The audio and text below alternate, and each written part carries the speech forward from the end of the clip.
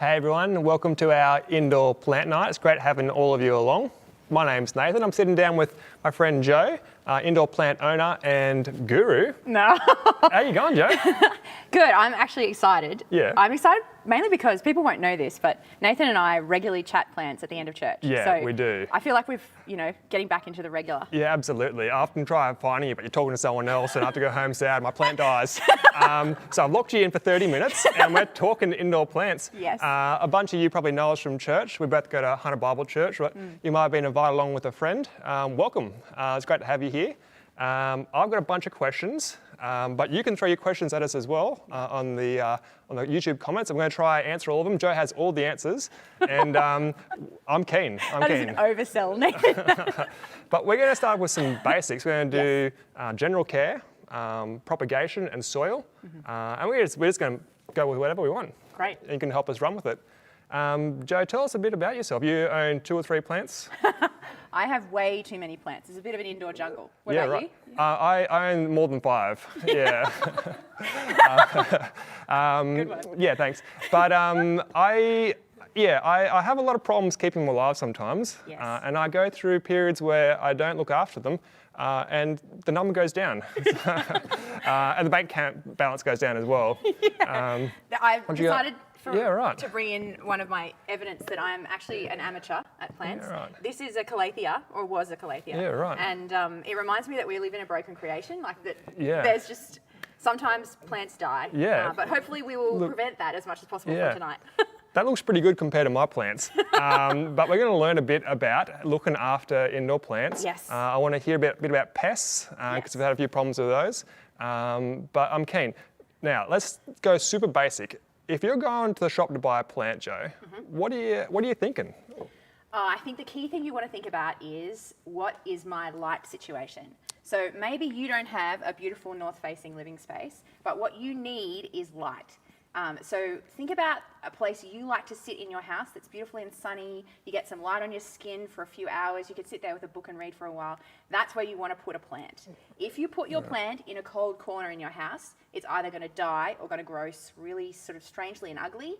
And so you really want to find somewhere that's light and bright. Right. That's where your plant will grow. Okay, because I have other problem going, that's a beautiful plant, I buy it, and then it dies. Yeah. So I got to rethink. Start the other way. All right. What kind of space do I have? Do I have a big space? Yep. In which case I can buy a big plant. Yep. Or do I have a small windowsill? In which case buy a small plant. Okay. And then you're cooking with gas. You're going well good. at that point. But there are some plants that do better in the lower lights. Yeah. Well, there's a myth going around that plants don't need much light. There are plants that don't need much light. That's actually just a myth. All plants do better with more light in general. Right.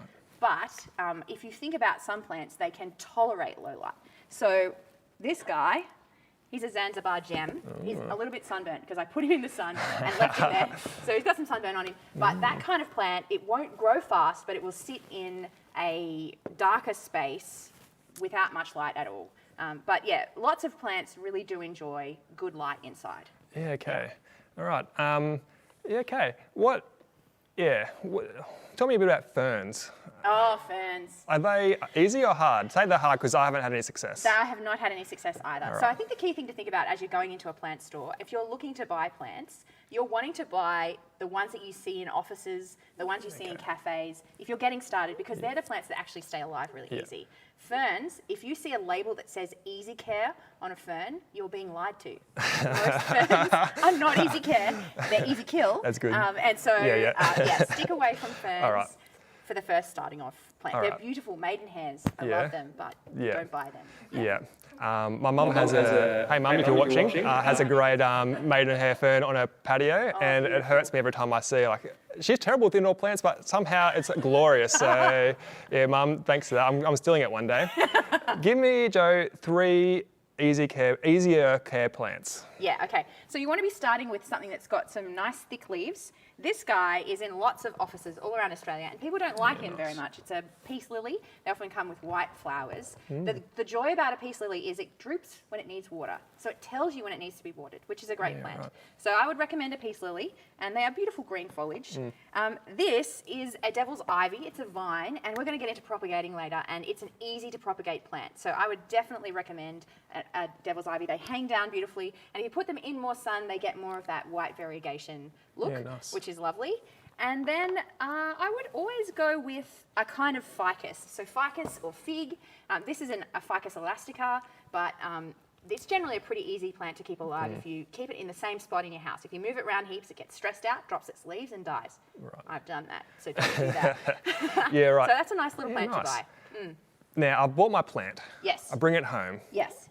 What am I watering it? Am I repotting it? What am I doing? Ooh, these are the key questions. Yeah. So if you're anything like me, you want to take it home and you want to take it and change its pot immediately because you've got a beautiful pot and you think, oh, I'm going to put it into this beautiful pot. Yeah, been there. Yeah. Often the best thing to do is to just leave it in the pot you bought it in for quite a period of time. Let it settle into your house. So put it in the spot you like, put it inside the pot that you like, but don't change its potting. Don't take it out of its plastic pot and put it into a different one. Just keep it as it is. That's my first tip. Yep. And let's get into watering, shall we? Please. Because we are both chronic overwaterers. So much overwatering. I love them so much. Yeah, More water. I want to give them love. Yeah. A key principle is treat them mean to keep them keen. Right. If you're an overwaterer, do not give that plant any more water. Okay. It doesn't need it. And if Yeah. it looks droopy, don't water it. Yeah. Key ways to work out if you should water. Yeah. You could buy that thing you've got. What have you got? I did bring something along. Yeah. I invested in one of these after killing too many plants, and it just tells me how much water is, or how wet the soil is. Yeah. Sometimes I put my finger in there and I'm kind of telling myself alive, oh, that needs more water. Throw this in, and it doesn't lie to me. So you can't be lied to by Yeah, this. I just bought this online, super cheap. I think you can get them from other stores, but Yeah, you you just, can get them from a regular it's hardware store. useful if you like numbers and you kill plants. Yes. So Yeah. you can bring a bit of science into your plants. Yeah. Whereas I am like a who dares wins, give it a crack kind of person with my plants. Nice. So I have a day, once a week, Friday is my day, and on that day I wander around my house and I basically just, that's your plant, so I'm not going to do it. Yeah, right. I will literally just stick my finger in and say, no, that's a lot of dirt, that's pretty dry. I'm going to water that, or, oh, it's pretty wet, I'm not going to water it today. And so every Friday, that's the day I'll water my plants. And there are a few that need watering more than that, but they're not easy care plants. The ones that need watering more than once a week are they're highly strung plants. Yeah. So what you're looking for, pick a day and go check your plants that day, either stick your finger in or buy a measuring tool. And if it's really dry, then you give it some water. And the other key thing I've learnt along the way is, if you've got a big plant, you get a big watering can. Nice. If you have a little plant, you get a little watering can. Yeah, nice. And you use the same one every week, and you put the same amount in from the same cup every week. And then you watch it and you think, oh, last week it was very wet and I gave it half, so I might give it a little bit less this week. And you learn how to watch your plant and give just the right amount of water. So don't use your beautiful big watering can on your little tiny plants, because that will swamp them. Use a little cup on your little plants. Okay. And on watering, Yes. I've seen some people miss their plants. Yes. Is good, bad, how often? I'm so confused. Yeah, right. Sometimes I missed, sometimes I don't. Okay, Put mix it comments up. comment there if you have Yeah. a strong feeling about Misting. misting. Yes. Yeah. Now we've got a comment here. So wait, dirty finger means more watering. Thank you, Lauren, for that question. Let me clarify. I think if you stick your finger in and you think, oh, that's really wet, don't water it anymore. If you stick your finger in and think, oh, that's pretty dirty, and you get lots of dirt under your fingernail and it feels like dry, that's when you water your plant. Okay. Essentially, that's what I'm saying. But more trouble by watering too much, Yes. and not so much trouble by not watering Always enough. err on the side of not watering as Okay. much, because your basic standard plants can go a little bit drier than you think. Often. Yeah, okay. Yeah. I think one of our first conversations was me coming to you and saying, I have this variegated string of pearls and it's dying. Yes. I think I overwater it. What do I do? And I think you said, can't help you. I just killed my string of pearls. Yeah. So- This is my second string of pearls. Yeah, right. And it is not dead. Okay. So happy. Yeah. But it was a okay. close run thing. for a Yeah, while. cool. How do you, other than the finger trick, how do you know how much a plant needs? Like, what's some tips in learning about plants? Yeah. I think the key thing is to find out from who you buy it from. So we are amateurs, aren't Yeah, we? We have yeah. killed so many plants between us. Two It or is three. ridiculous. It is 2 or 3. 100. Should we lie? I would recommend when you buy your plant, ask the person you're buying it from how to care for it. Okay. Ask them really detailed questions like, should I give it about a cup once a week or whatever? And they will help you out. Another key rule of thumb is you never can set a rule for watering a plant, because the house conditions change, don't they? Think of how cold it is in your house right now compared to how warm and drying it is in summer. So you're going to need to give it a little bit more water in summer. But as this is the kind of time when it's really easy to kill houseplants. So give them much less water during winter unless your house is staying incredibly Bahamas dry because you've got an air conditioner on full on in winter. Cool. Yeah. So listen to us, but talk to the experts. Talk to the experts. Yeah. Talk to a horticulturalist or someone at a small business plant shop like High Swan Dive, Poppies, any of those local places would be great. Yep. And listen, I got some advice off them once about a Ripsalis, and they talked for a while, and they said jungle cactus. I heard cactus. Oh, bad difference. times. Cactus and a jungle cactus, opposite ends of watering. Yeah, jungle cactus, you basically are pouring water on. Pouring water on. Normal cactus, no water. Yeah. Look, I tried. It's dead now. It's halfway dead. Yeah, okay. It'll give me another week or two. Just show you, it was the most beautiful plant in the house, and now it's not. So yeah, Mum, birthday present, thanks. So you bring the plant home. Yeah. When am I fertilising this? What am I doing? Fertilising, yes. I think a key principle is that most plants actually really don't need fertiliser. If they're getting good light, they'll grow well. So if they're growing really slowly, it's probably because they're not in a well-lit position. But one product I really love, I'm totally going to product spruik. They did not pay me for this. This is a product called Charlie Carp. You can buy it from Bunnings. It's very similar to sea salt. I would recommend you check that out. It smells like fish, so it smells awful when you do it. But plants in summer and spring, they just grow crazy. So that would be what I'd recommend. Don't fertilise in winter. It's a waste of your money and time. Right. Yeah. Okay, good to know. Do you mix up your own potting mix at home? I do. Okay. Because often when you go to the shops, you'll buy a potting mix, and it's really high in organic material. And so I just find it doesn't do well. Right. So I actually have brought in a bit of a demo of what you can do. This is just regular potting mix you can buy from Bunnings or What's wherever. this white stuff? The white stuff is called perlite, and what happens is when you stick that in your normal potting mix, you want to buy high quality potting mix too, because if you go cheap on the potting mix, you'll go cheap on the plant, and it will look ugly.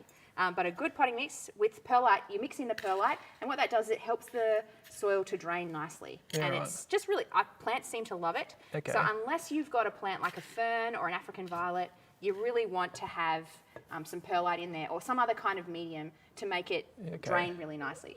The other thing you can add is some propagating sand. So particularly if you're doing something like a succulent, you want to chuck a bunch of sand into that soil. And sand just makes that mix really nice and gritty, and again, the water will drain nicely, and it's better for particularly succulents, or you can buy a succulent mix. Yeah, okay, cool. And you can just get these things at the normal shops. Normal shops, yeah. And it's fun to just have a crack at these things. You can Google perlite, Perlite, and they can tell you about different ratios, but I like to just chuck a bit in there, mix it in, see how it goes. Okay. Tell me a bit about a plant you've struggled with recently. Oh, this is my Calathea. Oh. Yeah. So this is not normal? Can you see these brown bits? Yeah, right. Yeah, that's a sad time. Bummer. We're looking happier at the top. Yeah, okay. But I had a spider mite infestation, which leads me to What's pests. that about? Yeah, right. Yeah, pests are bad. Yeah. So those little insects that fly around. Yes. Not good. Little spider mites, little cobwebs and stuff.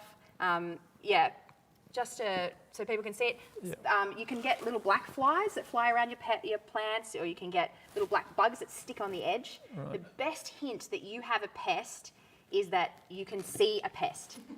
But also, if your plant starts dropping one leaf at a time, that's often an indicator that you've got something munching on that leaf and then munching on the next leaf. Best thing I've found so far, again, not a product that I'm being paid to recommend. I love neem oil. I get a spray mixer here, put some neem oil in it, put water in it, and just spray the plants that I suspect have a pest. Yeah, okay. And so I find it does a good job, and it gets on top of things. Okay. Yeah. I've seen some people put rocks on top of their plants. Yeah, I don't like doing that. Have you found any success with that? I think I had a mate that did it, and I think they went away, but I don't know. I just find it harder to test whether it needs water or not, and I like to be able to see the soil, so I wouldn't do it, but you can if you like. Yeah.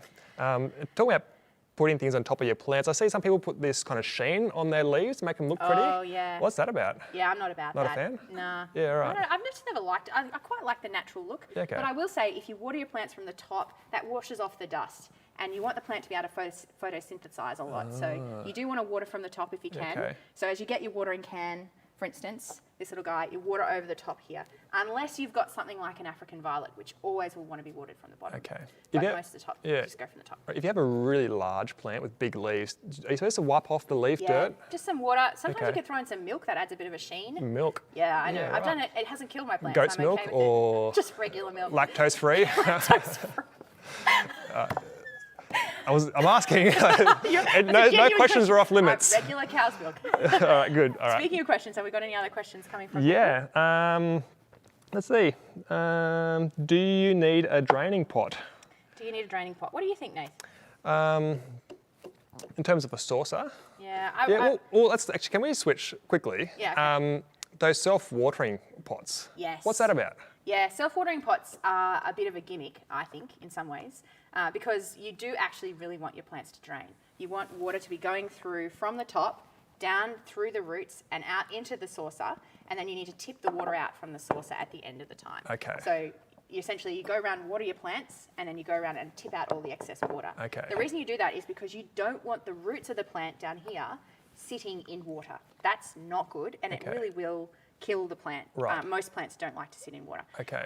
So what's this good for, the saucer? The saucer is good to just catch the water. Okay. And it's meant to just look pretty. Yeah, and so when you water your plants, the water doesn't go all over your floor. Okay. But a self-watering plant can be really good for a plant that does like to sit in water a bit more. So an African violet, for instance, you can water it from the bottom and it will happily enjoy being watered in a self-watering pot. But most of the time, if you're a new plant owner, the safest option is to buy a standard pot with one or a couple of holes in the bottom, water it from the top, let the water come out, empty the saucer at the end, and you'll be a much happier plant owner in general. Good to know. Yeah. Good to know. Another question. Yes. Is there such a thing as having a spot that is too sunny? In your house. Yeah, we're asking indoor plant questions. So I would say yes, occasionally people can live, if you live in a western facing living space, for instance, that western sun in summer can be very hot. The best indicator of whether it's really too hot is that you just wouldn't want to sit there for long. Because often plants, they will sit where you will sit, essentially. Okay. That's what I found anyway. That's my rule of thumb. I could be wrong, but most plants don't particularly like to sit in full sun. That being said, all indoor plants are actually outdoor plants. Okay. And so they exist outdoors somewhere. And so knowing where your plant comes from will really help you with deciding that. So I think things like a ficus, this kind of ficus or a fiddle ficus, they often grow to full-size trees in Australia, outdoors. Yeah. And so you could probably put them in your sunniest, hottest place. You just want to watch that it's not getting sunburnt in the sun. Okay.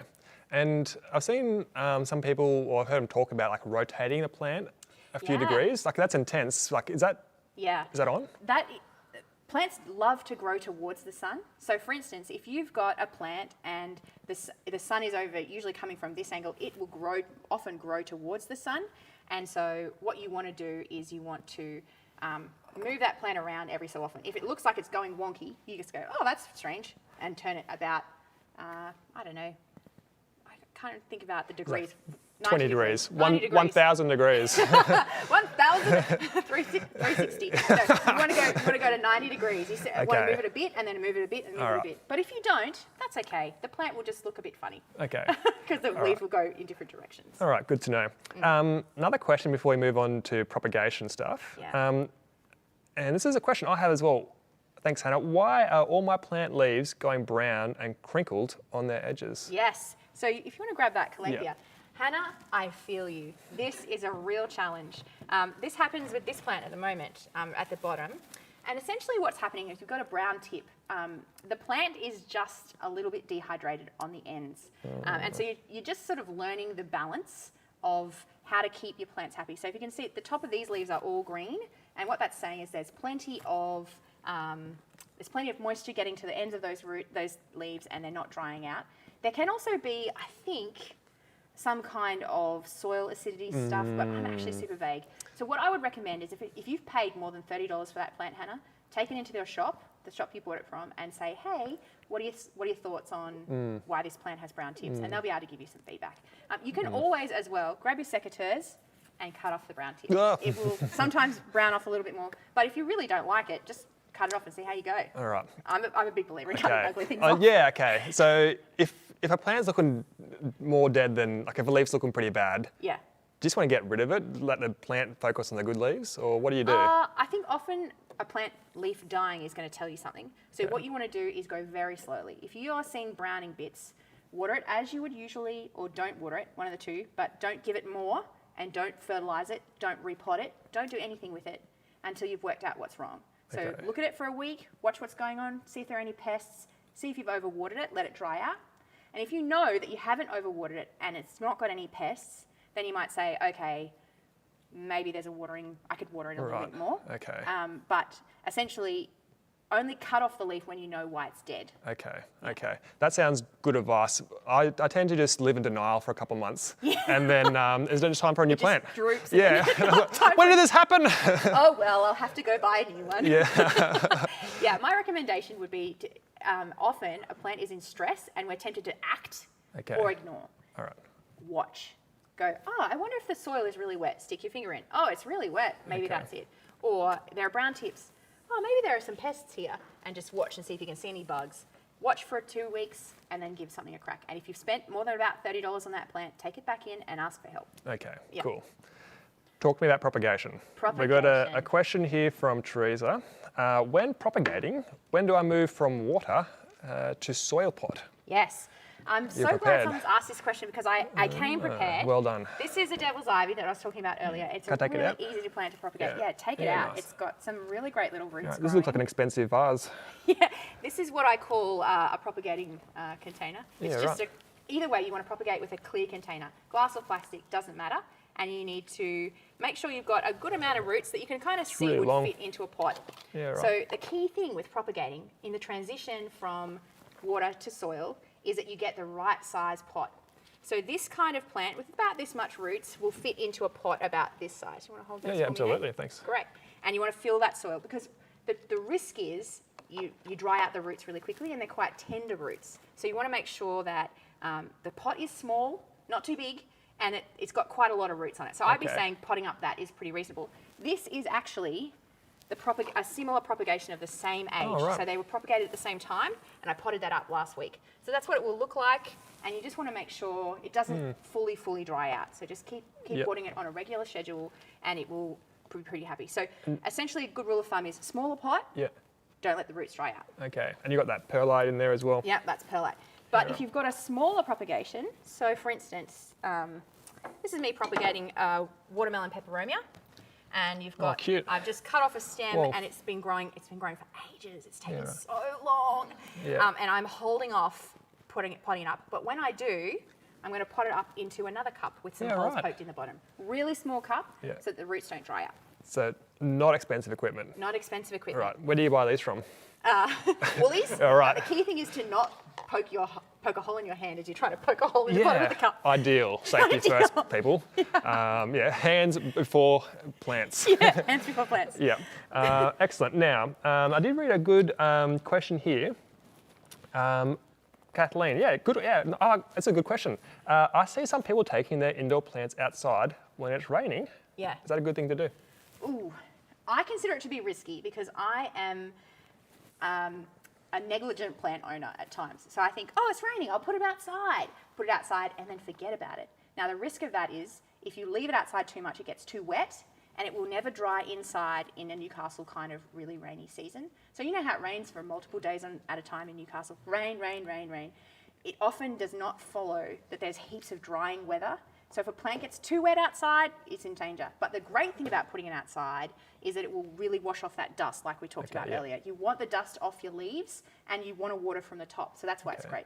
So as long as you can commit to bringing it in after it's gotten a bit of a rain, like no more than about, I wouldn't say more than about 30 minutes, an hour, if it's a good shower, bring it back inside and let it dry off inside, that could be a great idea. Yeah, but okay. I don't think it's necessary. If you keep your same day watering schedule, pick a day, mine's Friday, check in on that day whether any of the plants need watering if they do, watering if they don't, just leave them. You won't go too wrong and you don't need to put it out when it rains. Yeah. And what do you water with tap water or filtered water or rainwater, goat's milk? Goat's milk. I did accidentally buy too much carbonated water one day, and I was like, what will happen if I put this on my plants? What happened? Nothing. Right. It really didn't make heaps of Okay. difference. And so I would just say use some regular tap water. Okay. You can let it sit for a while, or you can boil it, which can deal with some of the stuff that's been added to the water, because it's not just pure water, is it? You could use purified water if you've got a really expensive and precious plant, but otherwise I wouldn't bother. Okay. Yeah. Talk to me about changing seasons and how you change your plant care. I've got a question here. Does my maidenhair fern die? They do die. Mine die. Mine die. Up to, I'm going to be really honest with right now. My maidenhair I currently have in my house is my 5th maidenhair. I have killed 4 before this. But we have been going strong for a year and a half. Yeah. It's a really strong blonde. Yeah. I'm very excited. Yeah, don't want that one to die. I don't want that one to die. So does my maidenhair fern die a bit in the cooler weather, or have I done something wrong? It's often, find it really hard to answer your question. Unfortunately, just not being able to see your plant, and if your care has changed at all. What I would recommend is, there's this really great guy online. His name is Crazy Plant Guy. Yeah, nice. YouTube. Yeah, You've seen him on he's good. Instagram. He's good. And he is just super common sense about plants. So become that person who Googles and YouTubes about your plants. He's also recently released a book, which is just so great. You can borrow it from the Newcastle Library. Crazy Plant Guy. He's based in Singapore, I think, or Malaysia somewhere. Yeah, he's really good. Anyway, he's got a great YouTube video on maidenhair fern, so I'd watch that. But also the transition from summer to spring, from summer to autumn is usually not too risky. But as you get deeper into autumn and towards winter, that's when you start killing plants, because it's not as warming and it's not as dry. It's cold air, which indoor plants don't usually like, and we water too much because we're in a habit of watering a lot in summer. So the key thing to think about in winter is the plants will not dry as quickly and they need much less water in general. Right. Yeah. But maidenhairs, you always want to keep more water up to them because they're so highly strung. I think the other thing to remember with maidenhairs is they do have quite a short leaf life, so leaves will die quicker than with other plants. A lot to take in on one yes. plant. Don't start with a I maidenhair love fern. them so much. Yeah, it's Do good. not start with a maidenhair fern. You will be crushed. Yeah, it's the pinnacle. Yeah, awesome. So yeah, listen to us, but YouTube, great. YouTube, the Crazy Plant Guy, Plant Guy, Plant yeah. Arena, I enjoy her. Oh yes, I don't mind her. She's pretty good. Yeah, but her plants look too good, so I stopped watching her. Yeah. More like Joe's. David Durham, what is my plant telling me if the leaves are curling? Leaves are curling. Oh, whenever my leaves have been curling on a plant, it's because it's really dried out too much. But it could be various things, I think. A good principle would be if you stick your finger in that soil and it's super bone dry, it's not enough water. But if you, again, I would take that into a horticulturalist if you've paid a lot of money for that plant, because it's going to die very quickly. Curling leaves is never very good at all. So it's quite rapid death at that point. So, Right, yeah. bad time. Bad time. Let's jump back to propagation. We've got a lot of questions about propagation. I'm keen to learn as well. Okay. So do you change the water in your propagation phase? Yes, every week. So clear container, and you want those roots to be seeing some sun. So a propagation cannot sit in a dark corner either. They need to sit in the light. And if you change the water every week. So as you do your watering that week, you pick your day, you tip out the water, put fresh water in every week, and you'll be happy. Yeah. Yeah. Sometimes you can leave it for 2 weeks if you're not watering every week, but I wouldn't go much further than that. Right. This is a great follow-up question to that. Propagation is new to me. That's not the question. Once you choose a plant to propagate, do you leave it on the bench or in an area where you want it to live? Yeah. Propagation is just changing the medium in which a plant is growing. So where this plant is growing in soil, if you're propagating, you're essentially growing a plant in water. And so you're growing that plant, say for instance with the devil's ivy that we were looking at before. You've got one of those, Nate? I threw it on the ground. Okay. This guy, he has growth nodes on him to tell you where roots will grow. And if you stuck them in the soil, they would grow from there as well. It's just not going to grow as quickly. Generally, water propagation is quicker. And so what I would say is, as you're propagating, think, where does this plant like to live usually? That's where you put your propagation. Okay. If you're soil propagating, it's pretty much the same principle. One thing I forgot to mention is you can use some kind of growth hormone on it. So this is just a product I've used before. You just dip the end in the growth hormone. You can get it as a powder or a liquid, and that will make the roots grow really fast. I've found that helpful sometimes. So, Okay. Yeah. That will help with your propagation. Right. What are some easy plants to propagate? Yeah. And what can't you propagate? Like, how does it work? I always like to just give things a go. Yeah. I will cut something off and stick it in some water, and if it Nice. dies, I'm like, oh, maybe not a propagation, or maybe I'm not a good propagator. Yeah. Try again. I don't know, so I'll give it another crack. So I would say I look at this plant here in front of us. I'm like, okay, it looks like a great plant. It doesn't seem to have growth nodes or air roots. So if you've got a big Monstera, the plants with holes in it, Monstera adanzani or Monstera deliciosa, those will propagate easily because they have air roots, and you just stick that air root in the water, cut it off, stick it in the water, that's going to grow a plant immediately. This guy doesn't have growth nodes, and so you're looking at it and thinking, all right, I'm probably going to have to cut a stem. So I'm not going to do that to your beautiful plant, Nathan. This is his. It's beautiful, isn't it? So I would think, okay, it's got a bit of a soft trunk, so it probably might propagate in some water. So I'll cut off a stem that I think looks healthy, it has to be healthy, and something that's not prominent, something from down the bottom perhaps, stick it in some water and see how we go. That's often how I'll have a go. All right, good. Yeah. But again, lots on YouTube. So you Yeah. can always Google your plant and type in propagation, and it will tell you how to do it. Okay, cool, excellent. Let's talk humidity. I've heard Humidity. people talk about taking your sick plants into the bathroom where the shower is. How do you increase humidity? Is it Danger, a Will thing? Robinson. Ah, Bathrooms are not safe places for plants. you've heard it here. Unless you have a beautiful bathroom with a skylight and a window and no drafts, the bathroom is a hostile place for Right. most plants. Because if you can imagine, right, as you enter a bathroom, what is your first thought in winter? I'm so cold.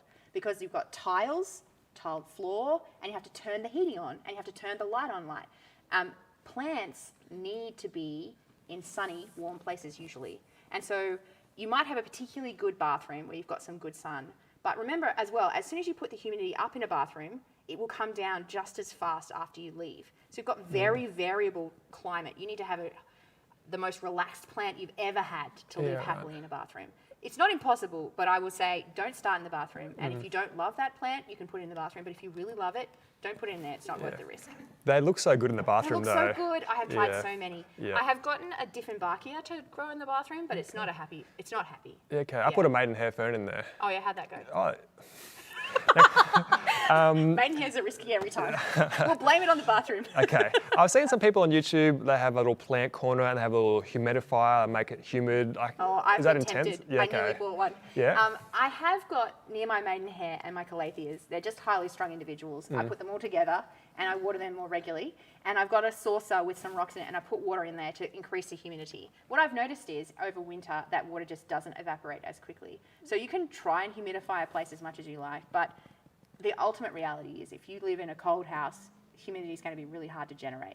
Okay. That said, Newcastle's a very humid place. I grew up in the bush in country Queensland. Hi to my mum as well. We live in a beautiful temperate place to have indoor plants. So Newcastle is quite a humid place in summer particularly, and I wouldn't be worrying about creating humidity too much. Okay. But it's more about your watering schedule that will matter. Another thing I've seen them doing is having these grow lights, these purple lights. Is that yes. what's that? Are you tempted? I'm tempted, but then I don't know if it's going to make them any healthier. I don't know. Are Yeah, they? I've never bought one, and Crazy Plant Guy, his Yeah. book goes into it. And Okay. to be honest, I was flicking through and I was like, not interested. Really? And I think I just really like the idea of Natural. the light I've yeah. got, that's what I'm working with. Yeah. When I start paying for electricity to Yeah. grow my plants, then I'm feeling a little bit Yeah. like I'm putting Yeah. too much money into my plants, Yeah. and I become that person. Yeah. I suppose as well, you don't want to go over capacity with your plants. Just Yeah. do what you can with the light you have. Yeah, I think so. Unless you've got a particularly dark house, don't worry about it. Your plants, if they're near a window ledge or a doorway and they're getting good light, they will grow fine. Okay. Yeah. Now, we touched on this a bit before, but a good follow-up question from that is from Dylan. Thanks, Dylan. I work in a windowless office. Are there plants that would be able to live there? Other Dylan, than plastic plants? other than plastic plants, we were totally tempted to I was tempted to put a plastic plant in here and see if anyone would pick it out. There are no plastic plants here. I think the closest you'll get to a plant that will tolerate windowless room is this. This is this Zanzibar Gem. The thing about the Zanzibar is it's got these big roots underneath and they store water. So I will not water this plant for 5 months. 5 months? 5 months, I will not water this guy. That's he does crazy. not need water. But he does get very dusty, so you need to wipe him down. But the thing about any plant needs light. It's whether it can tolerate low light. So I'd recommend buying, this guy will not grow fast. So whatever your space you've got, buy one that fits that space. And then what you'll have to do is you'll have to take it and put it in a sunny spot every so often, because otherwise it will die. But it will just not grow, but it will look nice, essentially, in your windowless office. Yeah. Is that a fancy plant? Is that a rare plant? Very common. Very common. But you have the rare version. I do. He's got the black Zanzibar. I do. For those of us who are in the know. It's alive. Pretty good. It's alive. It was nearly put into the video. Yeah, it did not make the cut. I totally admired it before. It's a beautiful plant. What is a plant that you would have liked to have had in this shot, but is not here today? Ooh. What's your most three top prize plants? Okay, Nathan doesn't love this, but I have a beautiful big African violet. Yeah. It's this big. It is huge and has purple flowers that flower all the time. And I'm such a fan. It's so 80s, but it's just, a beautiful plant. I have a fiddle at home, and I'm a devotee. I love fiddle leaves. Okay. I just think they're beautiful, even though they're so passé now. I love them. Yeah. And mine got a little bit sunburnt the other day. And someone asked what does sunburn look like? The leaf will go brown in a patch where the sun has touched it. So you can tell pretty quickly as soon as you put it outside that it's sunburnt. Yeah, that one's got some sunburn on it. Yeah. And so, fiddle leaf, and I'm into vines at the moment. So I've got this Hoya serpens. It's quite rare. Nice. I nearly killed it. Nice. It was a close run thing. It turns out it needs a lot more water than I thought it did. Yeah, I got stung with that too. Treating that one mean and keeping it keen. Yeah. It was not keen. It needed lots more love. Yeah, okay. And so it's been rescued. Yep. But I look at it every day. Yeah, nice. Yeah, I have those. Yeah. Yeah, I have those. What's your favourite? Look, I'm a big fan of the minimalistic plant, like a Sansevieria, a whalefin Sansevieria, or one of these Sansevieria. It's a $3 plant. This is a beautiful plant. And yeah, I just love it. How did you get yours to grow so fast? Because mine is not growing very fast. I put it in the bathroom. Don't listen to my advice. Listen to Nathan's advice. No, these are indestructible. Like, look, They are indestructible. I find the Sansevierias are beautiful. The Philodendrons, I have a lot of, no problems, another Philodendron there. These I have problems with. I love this. It's a turtle prostrata, a prostrata peperomia, or a turtle peperomia. It's gorgeous. Gorgeous. Very easy to kill. Yeah. So if I was going to recommend, I'd say Sansevieria, peperomia, or any philodendron. Yeah. That's going to survive. If you see the word philodendron, you're more likely to keep that one alive. Yeah. Yeah. All right, another one. Can your housemates have two? Oh, this is from my housemate. Can your housemate have too many indoor plants? I don't know, Nathan, can they? I don't know. Steve, go to bed.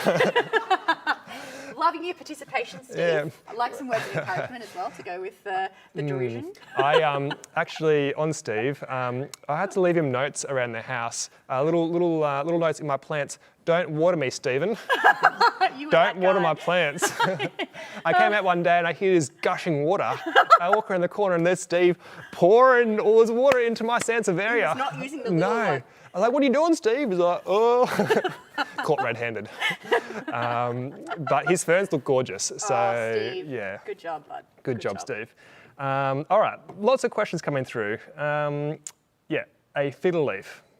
Great plant. Yes. I have holes in my leaf on the fiddle leaf. You have probably caterpillar, I'm guessing. Some kind of bug who is munching through it. Or there was a super funny Instagram post where someone's child during COVID got a hole punch and punched holes in the fiddle. So if you've not got a small child with a hole punch, you've probably got some kind of caterpillar. What I'd recommend is some neem oil or another kind of, you could go for a natural pesticide or not natural, depending on your principles about that. But yeah, you want to get something, take that fiddle somewhere outside or on a balcony and spray it all over. And then you probably need to do that a couple of times. So once a week for maybe 4 weeks. Okay. Lots of questions about propagation, which is good because I'm keen to learn more. I love propagation. Two things. With your devil's ivy, would you just snip off the end? Do you have to sterilise anything, or what do you do? Yeah. Get her some scissors, or? As I propagate, I am just blown away by the creative beauty of plants. I, as a Christian, I think about our God who made these plants, that they're all so different and also variable. And I look at these plants and I just marvel at our God who made them. But also their complexity is quite serious. Yeah. And so as I think about, as your question, it's really hard to answer what each different plant will need. I have never sterilized a propagation. I'm just not into that kind of level of detail. Yeah. I guess you probably could. The thing I will do is after I've cut off a plant that I'm going to propagate, if it's a succulent, I'll let it dry. I won't put it straight into soil because often you can propagate a succulent straight into soil. But if it's, say, a devil's ivy like we were talking about, I'll just put that straight into water. And I kind of have a bit of a casual approach to propagating. So if it dies, oh well, it didn't work. But yeah, you could probably watch a bunch of YouTube videos and sterilize. You could spend hours looking at YouTube videos. You could. But I find the plants I'm propagating, so African violets, devil's ivies, anything like that, any kind of vine, philodendrons, monsteras, all of those happily go straight into water. Cool. Yeah. Now, thanks, Carol. Do I need to wait until spring or summer to fully plant into soil my propagation or propagated plant? Yeah. I would generally be pretty cautious about potting anything up in winter. It always pays to wait because if you go too quickly, you're sure to kill it. If you go slower, you're less likely. Okay. So I always advise caution. So I would not usually repot any plants during winter. It's just not a great time for them to be having a massive transition. And on that, you want to be keeping your plants in nice small pots. Okay. You might want your plant to grow into a huge big pot, but your pots, usually most plants like to be pretty tight in, and it also helps you manage the water better. Okay. So you can have a much healthier plant usually in a smaller pot, and so I would pot up in spring or summer, where it's going to have a good chance of having a good drying out and then drying out, watering cycle. Okay. Now, someone is asking a question. We've already touched base on the string of pearls. And the string of pearls. We're not having much luck, but people want to know what's the secret, like, apart from not watering. Yeah. What's the secret? Okay, string of pearls cannot tolerate low light. They love sun. They need a good sunny spot, and they need to be nice and warm. So the string of pearls is not the plant you put back from the window. It's the kind of plant that likes to be in the window or outside. The other thing I've learned is often it's tempting with these kinds of plants to see how long you can get them by undoing them at the top. When you buy it, it's all rolled up at the top, and you want to undo it so it's really long and hanging down. They just like to be rolled in at the top. I don't know why, but if you unroll it and keep it long, the roots in the soil seem to get exposed and they're not happy. So I would say really good sun for a string of pearls, and string of pearls will tell you when it needs water. It will just look slightly shriveled. So if you're at all feeling like you're an overwaterer, you can leave a string of pearls just that little bit longer and then give it more water, because it will tell you it gets slightly shriveled and less glossy, and that's when you water. Right. Okay. Good to know. Good luck. Yeah. Your variegated string of pearls is gone, I'm guessing. It's gone. It's gone. It's not a common plant, and I'm disappointed it's gone. Yeah, that is sad. Yeah, I drove to Sydney for it. Oh, neat. Now, on a plant that I enjoy a lot, my philo leaves just keep turning yellow. What am I doing wrong? Yeah, that's tough. What do you reckon? It doesn't happen to me because I'm a great plant owner. No, I would say, because it doesn't happen to me, I'm a chronic underwaterer. Okay. So firstly, maybe you're overwatering. I can leave this plant go for 2 or 3 weeks without watering, and there's not a single problem with it. Yeah. Just cut back 2 weeks, every 2 weeks, 2 or 3 weeks. Yeah. In winter particularly. Oh yeah, at least I'm like 3 or 4. Yeah. I think the other thing to remember is that all plants are imperfect. So I strongly believe that our creation is broken. Yeah. There's lots of beauty, and I was saying before, goodness in creation. Yeah. It's remarkable the different plants you can grow in Yeah. your house with just a bit of light and a bit of soil and a bit of water. Yeah. But no plant will be perfect. Yeah. And so it could just be dropping a leaf because that's what it drops leaves at the bottom when it's growing at the top. It might not be anything wrong. But if you've got one leaf dropping at a time, I have found that sometimes that's spider mites. So I'd look really closely. Can you see any little spider webs? If you can, neem it for once a week for about a month, and you might see that leaf stop dying. So that's what I would do. Yeah, okay, yeah. There is something exciting about propagating a plant and seeing it grow in the water. There's something cool about seeing a new leaf unfurl. Yes. Lots of photos and send it to your friends. I've never done that, but I love that you have. I haven't done that. Don't comment, friends. There's just something special about it. And it's just so unique. Yeah. Each leaf, especially when you get the variegated ones, you like, when you see a new leaf, you go, come on, a white one. Yeah, go. Yeah, and it's just, it's so cool. I see that Chloe Hearn, thank you Chloe for your wisdom, has shared that maybe the yellow leaves could be a sign of nutrient deficiency. She is bang on the money. Sometimes plants have nutrient deficiencies. I don't know much about that. This is my amateurishness coming through. So what I'd recommend is if you really love that plant, if you've spent more than about $25, $30 for it, this, again, I'll say take it back to where you bought it or take it into a plant shop and just say, hey, can you help me? This is what plant owners love. They love sharing their wisdom. So be part of the plant community, talk to a friend. Yeah, absolutely. Ask for help. Yeah. I did that a couple of months ago and my plant is actually alive. Really? So it's really useful. He's like, use this. Where did you go? I went to one in Nelson Bay. Yeah, nice. It's actually a really nice plant shop if you're up there. Yeah, great. Really, really nice. Yeah, I think I might have been there. Yeah, Cool. really good. And they'll have bits and pieces you can buy off them, or they just tell you what to do. They have pH tests there, and they know what they're doing. I have never pH tested a plant. Yeah. I think I'm just too low tech. Yeah. I had a mate that did it for our veggie garden. Right. He sounded really smart. Great. I was like, oh wow, so you know what great. you're doing. Yeah, you can get into that and tell us more about it. Yeah, please. Cool. Now, devil ivy, that's a popular subject today. Can I move a devil's ivy from a trellis to a hanging pot? Ooh. Devil's ivy to a trellis to hanging pot. Never done it before. Give it a crack. Be careful. Devil's ivy are very, very versatile plants, so I think they're probably pretty good. Yeah. Okay. A couple more questions. This is an interesting one from Mel Heinsohn, who I know is a good, really good indoor plant owner. Do you ever use tea? Tea? No, I never do. Don't know why. I think it's just too messy. Yeah. I have white pots, that's my theme. I only ever have my plants in white pots. Wow. And yeah, right. I don't want tea on my white pots. So, no. But if you do, Mel, let us know how it goes. That's good. Yeah. Good to know. White pots. It's just beautiful. Yeah, fair. Yeah, fair. Joe, we're getting so many questions. Yeah. And I could talk to you all night about indoor plants. All night. We can keep going. We can keep going. Yeah, Dave's in the background there. He's yawning. So, we're sorry. Sorry, guys. We're going to cut this off. Thanks for all your questions. I learnt so much, Joe. Thanks so much for chatting to us about indoor plants. I've learned a whole heap. I'm looking forward to my collection being a lot greener now. One thing you did say that kind of resonated with me is just how complex plants are. They're so beautiful and unique. And I see that all around me in nature, I think. We just see the complexity of nature. And I think that really points me to just to God, just to a creator, someone who's designed this for us to enjoy. And I'm not sure, maybe that's something you too notice. Maybe it's something that really crossed your mind. Either way, I'd love to invite you to something I'm heading along to. We do at church called the Life Series. It's starting up Thursday, the 11th of June. It's online.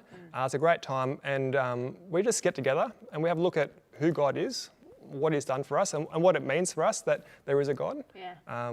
It's a really good time. I'd love to see you there. I'll get one of the guys to pop up a link in the chat where you can register your details. We can send you some links to the Zoom.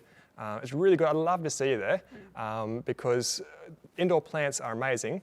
But I think, I'm not sure about you, that God's amazing. Yeah. You agree? Yeah, absolutely. That's cool. They come from an amazing creator, don't they? Yeah. I've had a whole lot of fun. This has been good. Thanks for joining us. It's been really educational. But we're going to call it a night. We're going to call it a night. Yeah. Hope you guys enjoy the rest of your week and hopefully see you guys again soon.